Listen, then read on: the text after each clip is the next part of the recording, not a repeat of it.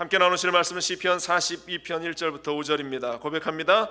하나님이여, 사슴이 시냇물을 찾기에 갈급함같이 내 영혼이 주를 찾기에 갈급하니이다.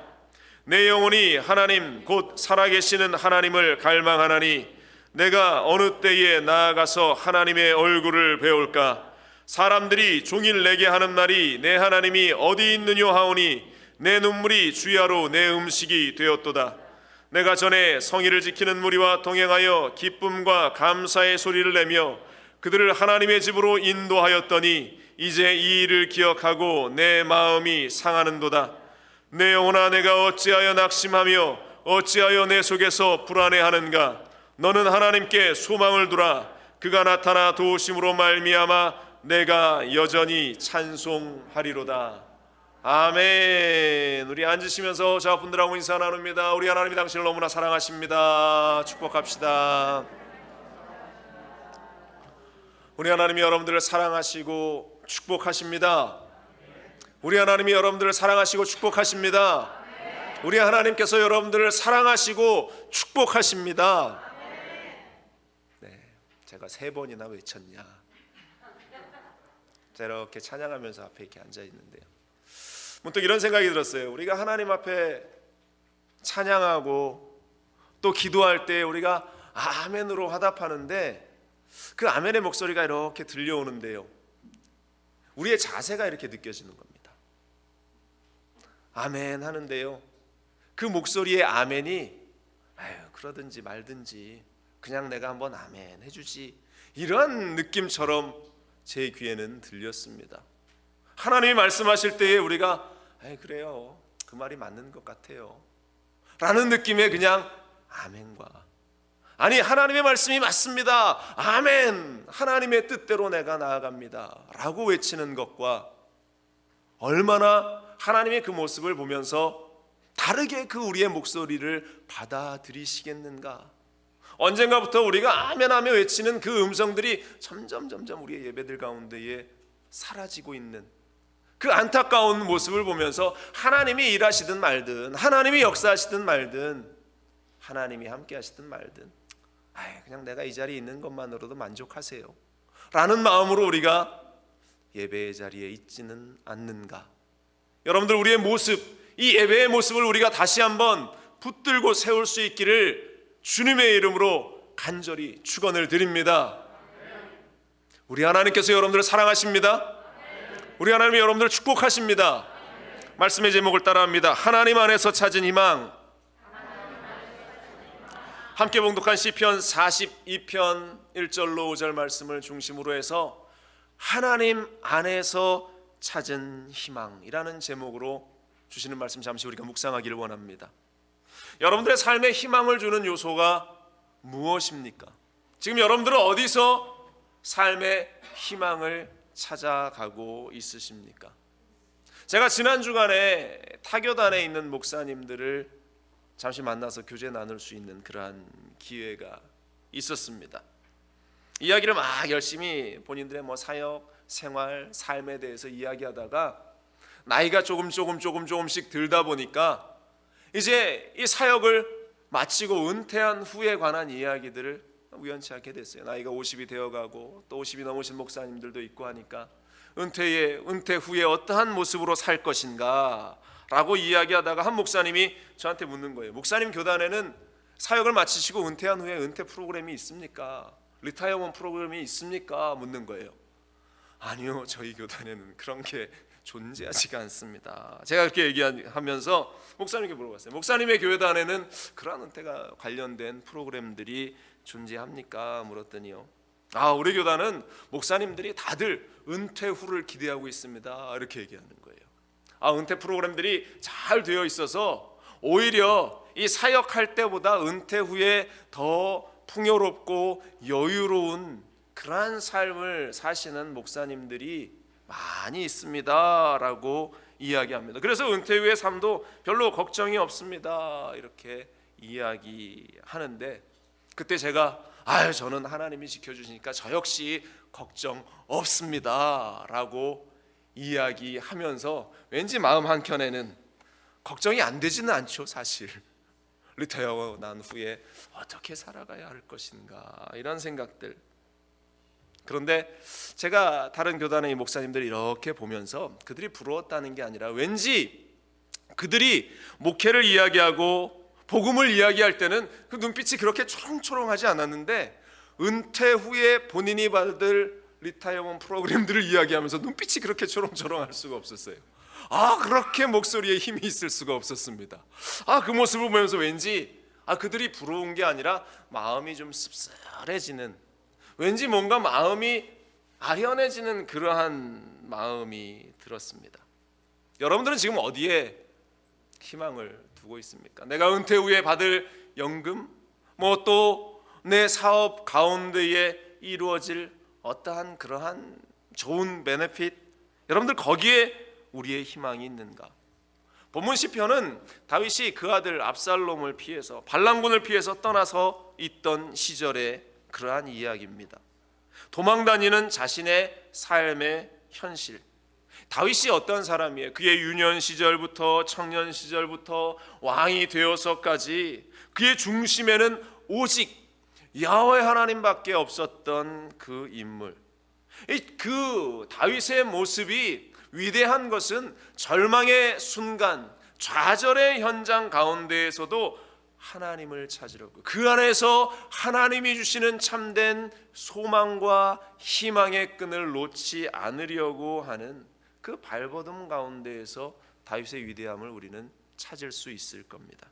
그래서 사람들이 이 다윗의 모습을 보면서 모든 백성들이 이 교훈을 따라가는 것이 합당하다라고 생각했기 때문에 이스라엘 백성들은 이 시를 마스길, 교훈이라는 이름을 붙여서 그들이 늘 반복하면서 외치고 외우고 살아갑니다. 삶과 인생의 절망 가운데 있을지라도 우리는 어디에서 희망을 찾아야 하는가? 오늘 본문의 제목처럼 하나님 안에서 희망을 찾는 우리들이 되어야 할 줄로 믿습니다. 본문을 묵상하면서요, 자꾸 절망하게 되는 그러한 현실, 자꾸 하나님을 잊어버리게 되는 그러한 현실 가운데에서 우리가 어떠한 모습으로 서 있어야 할 것인가에 대한 도전을 제가 받았습니다. 함께 그 도전을 나누기를 원하는데요, 먼저 첫 번째로 우리가 하나님 안에서 희망을 찾기 위해서는 그 하나님을 향한 간절한 갈급함이 그 가운데 있어야 한다라는 것입니다. 여러분들 하나님을 향한 갈급함이 있습니까? 하나님을 알고 싶은 마음이 여러분들 가운데 있습니까? 하나님과 교제 나누고 하나님의 음성을 듣고 싶어하는 그 마음이 여러분들 가운데에 있습니까? 그 마음이 있어야 우리는 하나님이 주시는 희망, 하나님이 주시는 참된 소망을 우리는 얻어 나아갈 수 있다라는 것입니다. 그런데 많은 경우에는 그렇지 못하다는 것이죠. 우리의 예배가, 우리의 삶이 얼마나 형식적이 되어버렸는가, 습관적이 되어버렸는가. 그냥 습관처럼 예배의 자리에 앉아있는, 교회 자체도 습관처럼 예배가 반복되어지고 있는 그러한 현실. 토미 텐이라는 그 영성학자는 이러한 이야기를 합니다. 그의 책에서, 책 제목이 하나님 당신을 갈망합니다 라는 제목인데, 하나님의 임재가 사라진 교회들을 빵이 없는 빵집에 비유하면서 이야기를 했습니다. 빵집에, 베이커리에 빵이 없다면 더 이상 그곳은 빵집이라고 불려질 수 없는 것이죠. 우리가 이 겨울에 되면 따끈한 찐빵을, 한국에서 있을 때 겨울 되면 호빵 여러분들 기억하십니까? 요만한 동그란 통 안에 따끈한 김이 모락모락 나는 그 호빵을 겨울 되면 그게 얼마나 맛있어요. 기대하면서 슈퍼마켓에 가서 호빵을 하나 다 꺼내서 야 맛있겠다 그러고 호빵에 배를 한번 쫙 갈랐는데 그 안에 앙꼬가 없었다면 얼마나 마음에 얼마나 큰 실망과 좌절이 오겠습니까? 그 안에 앙꼬, 그 팥이 없는 그 찐빵은 더 이상 찐빵이 아니에요. 밀가루 이렇게 뭉쳐놓은 그런 밀가루빵에 불과하지 어떻게 그것을 찐빵이라고 부르겠습니까? 이 토미 텐이라는 이 저술가는 현대 교회 안에 하나님이 없다라는 사실, 하나님의 임재하심이 없다라는 사실을 비판하면서 꼬집으면서 그 일들이 지금 우리의 삶의 현장, 예배 현장 가운데에 너무나 빈번하게 일어나고 있는 안타까운 현실이다. 여러분들 안에 예수 그리스도가 있습니까? 여러분들 안에 성령의 역사하심이 있습니까? 대답을 못하시면 안 되죠. 여러분들 안에 성령의 역사가 있으십니까? 우리 안에 성령의 역사가 있어야 우리는 그리스도인이라고 불려질 수 있는 거예요. 우리 안에 예수 그리스도가 없는데 어떻게 우리가 그리스도인이라고 불려지겠습니까? 내 안에 예수 그리스도가 있어야 우리는 그리스도인이 되는 것입니다. 주님께서 우리에게 말씀하셨잖아요. 누구든지 목마르고 줄인 자는 와서 먹으라고 말씀하셨어요. 주님께로 나오라고 말씀하셨는데 그 기대를 가지고 교회에 나왔는데 은혜도 없고 사모함도 없고 성령의 역사도 없고 하나님의 임재하심도 없는 교회라면 그보다 슬픈 일이 어디에 있겠는가?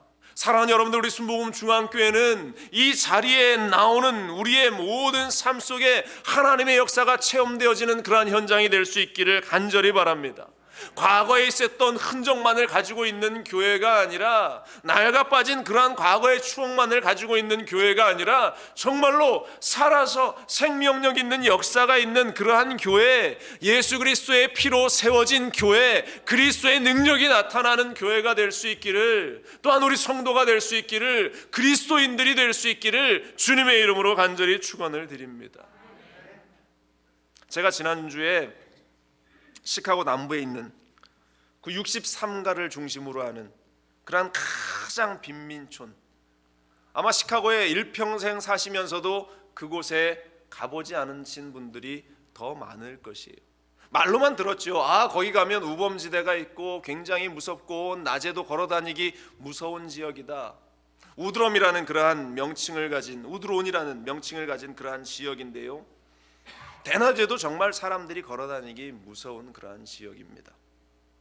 그런데 그 지역에서 사역하시고 있는 목사님들과 만나서 우연히 또 교제를 나눌 수 있는 그러한 시간이 있었어요. 그 지역을 살펴보면서 그곳에서 사역하시는 그러한 분들의 이야기들을 들을 기회가 있었는데요, 우리가 듣고 또 예상한 대로 그 빈민가 지역에는 갱들이 차지하고 있었고, 또한 여전히 싸움이 일어나고 여전히 그 현장 가운데에 배고픔과 아픔 가운데 있는 이들이 여전히 존재하는 그 현장. 그런데 그곳에서 그들이 교회를 지켜나가면서 이 지역이 회복되어지기를 위해서 소망하고 있는 그 모습을 보면서 제가 너무나 감사했습니다. 그곳 가운데 리치 위슨 스피리츠 센터라는 그러한 센터를 운영하는 한 목사님을 만났어요. 테렌스 밀러라는 그러한 분입니다. 그분과 만나서 이야기를 하는데, 여전히 이 갱들과의 그러한 그 전쟁이 존재하고, 또한 그곳 가운데에 싸움이 가득한 그 현장, 그 흑인 목사님이 그곳에서 사역을 하고 있는데요, 본인이 이제 군대를 제대하고 자신이 자라났던 그 고향이 너무나 힘들고 아파하는 그 현장이 안타까워서 제대한 후에 이곳에 와서 이 센터를 만들고 사역을 합니다. 그 옆에 있던 그 청년은 이 노숙자였는데 이분과 함께 그 자신의 삶을 정리하고 이제 제대로 된 삶을 살아보려고 옆에서 서포트하는 그러한 청년이었습니다. 그 동네가 얼마나 살벌하고 무서웠는지, 사람을 죽이는 일, 총격 사건이 늘 일어나고 여전히 지금도 그 일이 일어나고 있는 그러한 동네인데, 이분이 그곳에서 동네의 분위기를 사랑과 화해의 그러한 공간으로 만들기 위해서 노력하고, 가드닝을 하면서 공원을 만들고 가든이 있는, 꽃이 있는 그러한 장소를 만들면서 사람들이 서로 인사 나누고 화해할 수 있는 그러한 공간을 만들기 위해서 애쓰고 있다라는 그러한 이야기를 들으면서 참 대단한 일을 하고 있는 그러한 사역자구나, 이러한 생각을 했습니다. 그런데 한참 이야기를 나누는데 뭔가 좀 약간 이상하다라는 느낌이 들기 시작했습니다. 그가 목사라고 이야기하고 신학도 공부했어요. 또 목사 안수도 받았습니다. 그런데 그 이야기를 이렇게 곰곰이 들어보니까 그의 말 가운데, 이야기 가운데에는 예수 그리스도가 존재하지 않았어요. 사람들을 향한 사랑은 있었지만, 그 사람들을 향한 헌신은 있었지만, 그가 목사이지만 그 안에 예수 그리스도가 존재하지 않고 오직 사람들을 섬겨나가는 그 일들. 그러면서 매 주일 그들이 모이는데 우리 교회에는 여러 종교를 가진 사람들이 다 모인다라고 이야기합니다. 그리고 자신들의 신에게 그들이 와서 함께 예배한다라고 그렇게 이야기하는데, 이분을 보니까는 종교다원주의적인 그러한 성향을 가지고 있는 거예요. 모든 구원이 다 각자의 어떠한 종교를 통해서 이루어진다라고 말하는 종교다원주의적인 성향을 가지고 있는 그러한 사역자였습니다. 그 이야기를 이렇게 들으면서 그가 하는 일은 너무나 소중한데 그 안에 예수 그리스도가 없으니, 구원이 없고 그 안에 예수 그리스도가 없으니 자신의 일에만 열심을 내며 이 모든 것들이 자신의 수고와 자신의 열심으로 이루어진다라는 그러한 착각 가운데에서, 그렇기 때문에 이러한 현실 때문에 여전히 이 지역이 악순환의 연속이 되는 그 고리들을 끊어내지 못하고 있구나. 예수님이 없는 그 현장 가운데에는 결코 그 삶의 변화가 없고 그 삶의 회복이 없다라는 사실을 우리는 기억해야 할 줄로 믿습니다. 우리는 사회적인 절망, 개인의 절망, 그러한 현장 속에서 하나님을 향한 그 갈급함이 없이는 하나님의 그 사랑과 그 은혜를 우리는 기억할 수 없습니다. 발견할 수 없습니다. 오늘 본문 1절이 이야기하는 이야기가 그것이에요. 하나님이여 사슴이 시냇물을 찾기에 갈급함같이 내 영혼이 주를 찾기에 갈급하나이다. 여기서 갈급하다라고 이야기하는 것은 타로그라는 그러한 단어를 사용하는데, 부르짖다, 헐떡이다라는 그러한 의미가 있습니다. 이 시인이 갈급함이 얼마나 강렬했는지 목마름 가운데에서 하나님의 도우심을 구하면서 사슴이 시냇물을 찾기 위해서 갈급한 그 모습, 왜 그런 일이 생겼냐? 맹수로부터 그 극심한 공격 가운데에 도망다니고 또 도망다니고 또 도망다니다가 간신히 그 눈빛을 피했는데, 이제 그 목마름이 너무 극에 달해서 주위에 내가 목을 축일 수 있는 그러한 공간이 없을까라고 두리번거리는 그 눈동자, 그 사슴의 눈동자를 바로 오늘 시편 기자가 표현하고 있는 모습. 여러분들, 삶이 지치고 힘들고 어렵고 고통 가운데 있는 그 현장 가운데 정말로 하나님만이 나의 갈급함을 해결하실 분이다라는 그러한 소망을 가지고 주님께 달려나가고 있습니까? 여러분들 정말로 하나님만이 나의 그 갈증의 해소자가 될 것이다 라는 생각을 가지고 주님 앞에 서 있습니까? 기도해도 응답 주셔도 그만, 안 주셔도 그만, 나에게 말씀하셔도 그만, 안 하셔도 그만, 그럼 내가 그래도 이 기분상 주일날 예배는 한번 지켜야지. 우리가 그러한 마음을 가지고 예배의 자리를 향하고 있지는 않은가? 갈망하면서 하나님을 찾는 자가 될 때 비로소 우리는 그 사람을 믿음의 사람이다라고 이야기합니다. 바로 그 사람이 예수 그리스도를 믿는 사람이라고 이야기를 합니다. 빌립보서 3장에 바울은 이렇게 이야기합니다. 어떻게 해서든지 죽은 자 가운데에서 부활에 이르려 하노니 내가 이미 얻었다 함도 아니요 온전히 이루었다 함도 아니라 오직 내가 그리스도 예수께 잡힌 바 된 그것을 잡으려고 달려가노라. 그는 빌립보서에서 이렇게 고백하고 있어요. 저는 이 말씀을 묵상하면서 가장 먼저 시작되는 어떻게 해서든지라는 이 단어가 저의 시선을 붙들었습니다.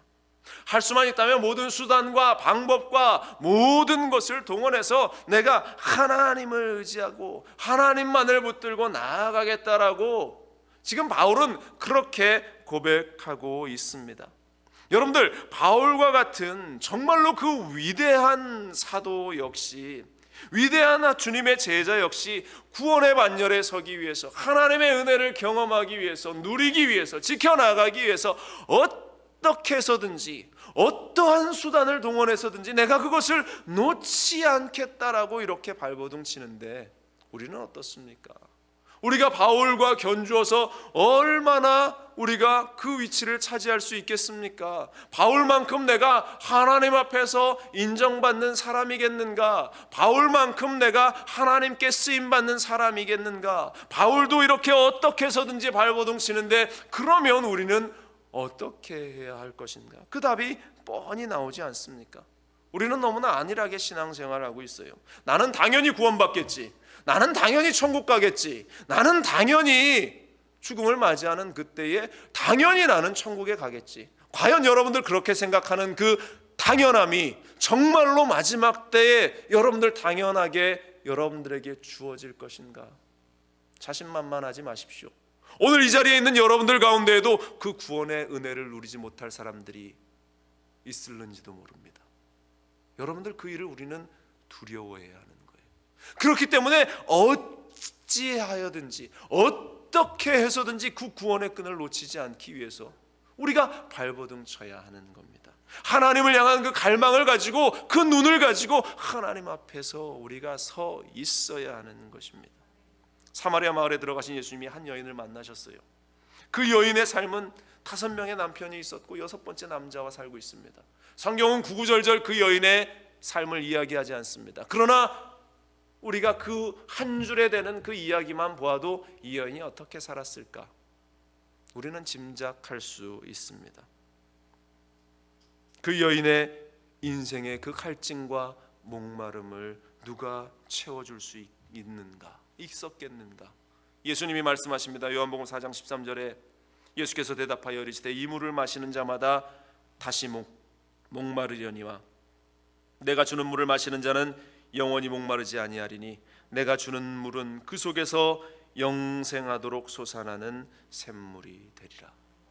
여러분들 하나님을 향한 그 갈망이 여러분들 가운데에 끊어지지 않기를 주님의 이름으로 간절히 축원을 드립니다.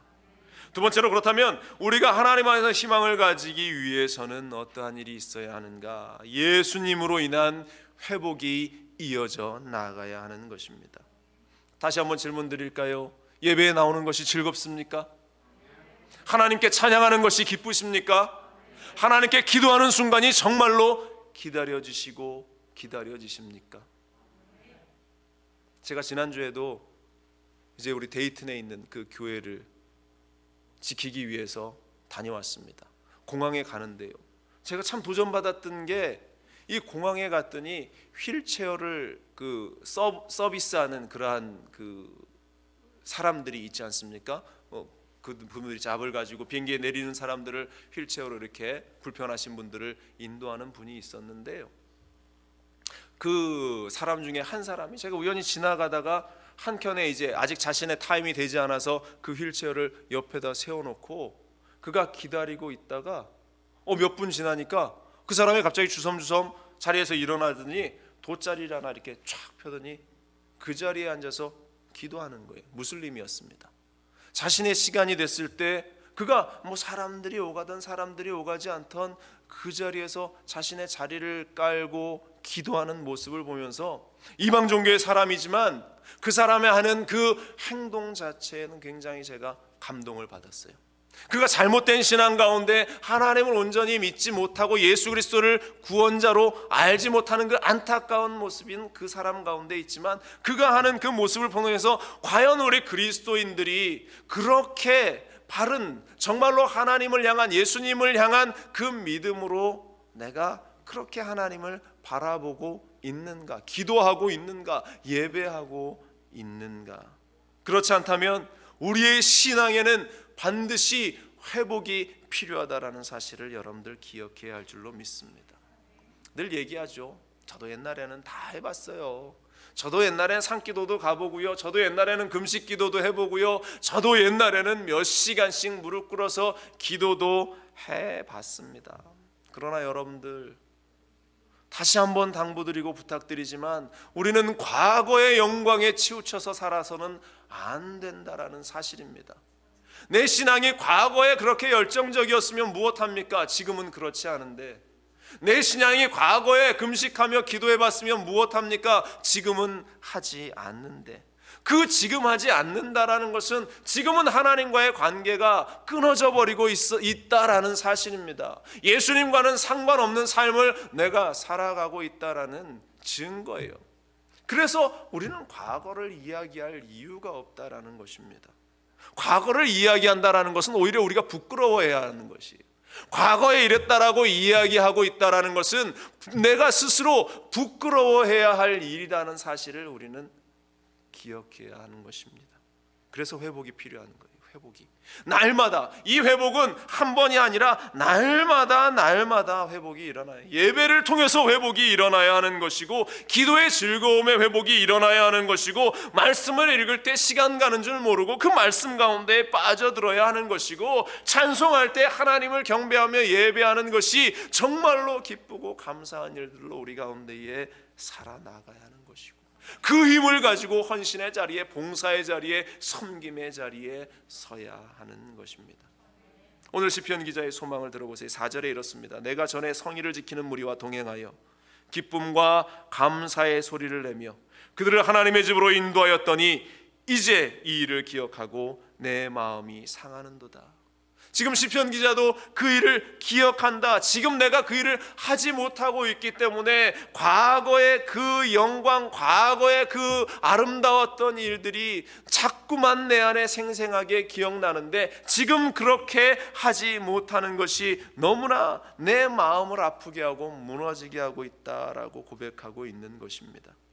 여러분들, 하나님을 예배하는 자리에 우리가 달려 나오는데 앞서 말씀드린 대로 하나님의 임재를 우리가 느낄 수 없다면, 하나님의 그 역사하심을 우리가 느끼고 나아가지 못한다면, 우리의 입에서는 희망의 노래가 아니라 절망의 외침밖에 나올 수 없어요. 한탄의 외침밖에 나올 수 없습니다. 내 인생이 왜 이렇게 되고 있는가라고 탄식 섞인 목소리만을 우리는 낼 수 없어요. 왜 교회 안에서 이런 탄식의 목소리가 들려야 합니까? 왜 우리의 그리스도인의 삶에 이 탄식의 음성이 들려야 합니까? 우리의 삶에는 희망의 노래가 나와야 하고 우리의 교회에는 희망의 목소리가 넘쳐나야 하는데 왜 탄식과 절망과 부정과 원망의 소리만이 들려오고 있는가? 회복되어지지 않기 때문이죠. 우리의 예배가, 우리의 삶이 예수 그리스도로 회복되어지지 않기 때문에. 다윗이 절망 가운데에서 형 에서가 자신을 죽이려고 하는 그 현장을 도망치듯 그가 집을 떠나 나왔습니다. 정말로 좌절이, 절망이, 괴로움이 입 밖에 막 터져 나오는 그때에 하나님이 그 밤에 이 야곱을 만나지 않습니까? 그리고 그에게 약속을 주시면서 희망의 메시지를 그에게 주시지 않습니까? 그가 그리고 그 밤에 주님을 만나며 이렇게 고백합니다. 창세기 28장 16절에 야곱이 잠이 깨어 이르되 야훼께서 과연 여기 계시거늘 내가 알지 못하였도다. 하나님이 나와 함께 하시는데 내가 알지 못해서 절망하고 탄식하고 원망했구나. 하나님이 여기 계시니 내가 기뻐하고 찬송하리라. 야곱이 그렇게 고백하는 거예요. 또 시간이 지납니다. 삼촌 라반의 집에서 20년간 시간을 보내면서 그가 조금 재산을 모아서 이제 고향으로 돌아오는 현장에 여전히 그 형이 살기등등하고 있다. 이야기를 들으면서 또 좌절하고 또 절망하면서 탄식이 그 입밖 가운데 입으로 터져 나오려고 할 때 하나님이 또 천사를 보내셔서 그와 씨름하면서 그 현장에서 그에게 새 소망을 주시는 장면. 창세기 32장 29절에 야곱이 청하여 이르되 당신의 이름을 알려주소서. 그 사람이 이르되 어찌하여 내 이름을 묻느냐 하고 거기서 야곱에게 축복한지라. 그러므로 야곱이 그곳 이름을 분니엘이라 하였으니 그가 이르기를 내가 하나님과 대면하여 보았으나 내 생명이 보존되었다 함이다. 그가 하나님을 그 자리에 만나면서 다시 소망을 얻습니다. 예수님을 배반한 제자들이 모든 예수님을 향한 그러한 기대가 상실감과 절망 가운데에서 다 도망자로 십자가 사건 위에 흩어졌을 때에 예수님께서 다시 제자들을 찾아가셔요. 그리고 그들에게 하신 말씀이 이것이었습니다. 요한복음 21장 15절에 그들이 조반 먹은 후에 예수께서 시몬 베드로에게 이르시되 요한의 아들 시몬아 내가 이 사람보다 나를 더 사랑하느냐 하시니 이르되 주님 그러하나이다. 내가 주님을 사랑하는 줄 주님께서 아시나이다. 이르되 내 어린 양을 먹이라 하시고 또 두 번째 이르시되 요한의 아들 시몬아 내가 나를 사랑하느니 하시니 이르되 주님 그러하나이다. 내가 주님을 사랑하는 줄 주님께서 아시나이다. 이르시되 내 양을 치라 하시고 세 번째 이르시되 요한의 아들 시몬아 내가 나를 사랑하느니 하시니 주께서 세 번째 나를 사랑하느니 하심으로 베드로가 근심하여 이르되 주님 모든 것을 아시오매 내가 주님을 사랑하는 줄을 주님께서 아시나이다. 예수께서 이르시되 내 양을 먹이라.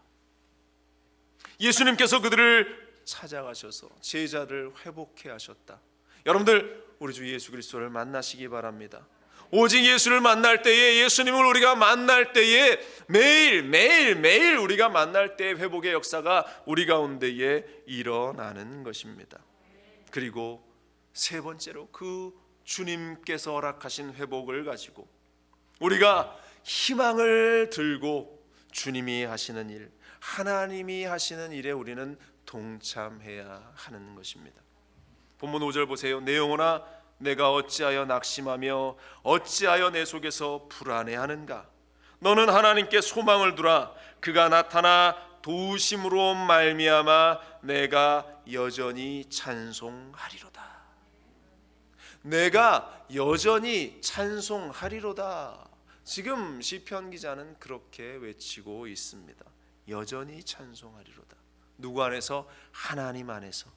하나님 안에서 여전히 찬송하는 자의 모습, 바로 이것이 하나님 안에서 희망을 얻은 자의 모습이고 하나님 안에서 회복을 얻은 자의 모습이다. 우리가 잘 아는 감리교의 창시자인 존 웨슬레라는 사람이 있어요. 그가 처음부터 그렇게 믿음이 좋았던 사람이 아니다. 미국의 이 조지아주로 그가 선교를 왔었습니다. 신학교를 졸업하고 선교를 오는데 그 조지아로 오는 배 안에서 풍랑을 만나요. 얼마나 두렵고 두려웠던지 다리를 후두루두루 떨면서 잠을 못 이루면서 그 배 위에 있는데 한켠에서 막 찬송 소리가 들렸습니다. 한때 무리들이 손을 잡고 그 풍랑이는 바다 위에서 기뻐하면서 찬송하고 있었는데 그들이 모라비안 교도였어요. 나중에 그 청교도들이 되어지는 그런 모라비안 교도들이 그 배 위에서 찬송을 하고 있는 모습을 보면서 이 요한 웨슬레가 충격을 받았어요. 내 일생 동안 예수님을 믿고 신앙생활을 하고 있었는데 나는 지금 이 풍랑 위에서 후두루두를 떨며 있는데 이 사람들은 오히려 기뻐하면서 찬송하고 예배하고 있다. 죽을지도 모르는 이 상황 속에서 그들이 찬양하고 있는 모습을 보면서 감동을 받아요.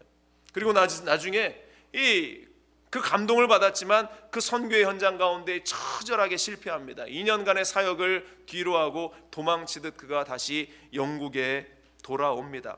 영국에 돌아와서 그가 진젠도르프라는 사람과 함께 이 모라비안 교도들의 예배에 함께 참여하게 됩니다. 그가 그 현장에서 여러분들이 많이 들어보셨던 올더게이트, 그 현장에서 결정적인 하나님의 구원, 회심을 그가 경험하게 됩니다. 그리고 성령을 받게 돼요. 하나님의 은혜를 체험하게 됩니다. 그 이후로 그의 삶은 180도 바뀌어지고 그의 사역이 180도 변화되어서 온 영국을 뒤흔드는 부흥의 주역이 됩니다. 그는 모든 사건에서 하나님을 인정하면서 하나님께 기도하는데요, 아주 작은 사건 가운데에서도 그는 하나님께 기도합니다. 그의 일기 가운데 이러한 것이 기록되어 있어요. 4월 24일 목요일, 우리는 볼턴에서 뉴엘 하이까지 8마일을 말을 타고 달렸는데 거의 4시간이나 걸렸다. 내가 설교를 막 시작했을 때 햇볕이 내 옆구리에서 어찌나 뜨겁게 비치던지 설교를 할 수 없을 것 같았다. 그래서 하나님을 향해 구름으로 해를 가려 주시옵소서 그렇게 기도했다. 잠시 후에 구름이 와서 해를 가리어서 설교 끝날 때까지 그늘 속에서 설교할 수 있었다. 이것이 대단한 일입니까? 라고 이야기할 수 있겠지만 그가 기도하자 응답받았던 그 사건을 그는 일기로 기록하고 있는 것입니다. 4월 25일 금요일 나는 10시경에 티드몰튼 근처에서 설교하였다. 오후 3시경에는 햄튼 스톨에 가서 산등성이에서 설교하였다. 그런데 설교를 시작하자마자 비가 내리기 시작했다. 나는 하나님, 설교를 마칠 때까지 비를 멈추어 주옵소서라고 기도했는데 실제로 비가 멎었고 설교를 끝마칠 때까지 비가 오지 않다가 설교를 마치고 나니까 비가 쏟아지기 시작했다. 이것이 아무런 일 같지 않지만 그가 정말로 하나님을 의지하고 성령님과 동행하고 있었다라는 그러한 증거들인 것입니다. 하나님께 기도하자 하나님의 응답이 있고, 하나님께 기도하자 하나님의 역사하심이 그의 예배의 현장 속에, 그의 삶의 현장 속에 나타났다. 여러분들 불안하시죠? 지금 이 시대를 내가 어떻게 살아가야 할까? 걱정과 불안이 없다면 사실 그것은 거짓말일 것입니다. 그러나 우리가 그 걱정과 불안을 내가 안고 가는 것이 아니라 하나님께 맡길 때에, 밤잠을 설치게 하는 그 일들을 하나님께 맡기면서 무엇해야 합니까? 기도할 때에, 하나님 말씀 읽을 때 염려와 걱정으로 머리를 흔들거리면서 도무지 막 실타래같이 엉켜진 그러한 생각들로 밤을 지새는 것이 아니라 염려가 오면 기도하고 불안이 오면 말씀 읽고 하나님께 나아갈 때에 그 안에서 하나님께서는 분명히 새 희망을 우리에게 허락해 주실 줄로 믿습니다. 스바냐 3장 17절은 말합니다. 너의 하나님 야훼가 너의 가운데 계시니 그는 구원을 베푸실 전능자시라. 그가 너로 말미암아 기쁨을 이기지 못하며 너를 잠잠히 사랑하시며 너로 말미암아 즐거이 부르며 기뻐하시리라.